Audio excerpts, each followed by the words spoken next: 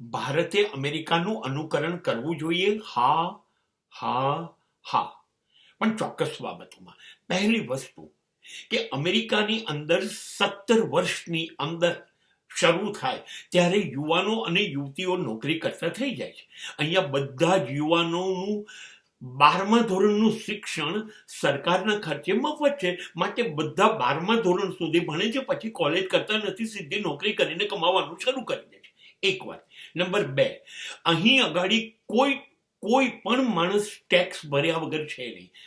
ત્રીજું, અમેરિકામાં બધી જ વસ્તુ, ગેસ હોય, વીજળી હોય, પાણી હોય, ઇન્ટરનેટ હોય, દરેકના પૈસા સરકાર લે છે, જેના બિલ લોકો ચૂકવે છે.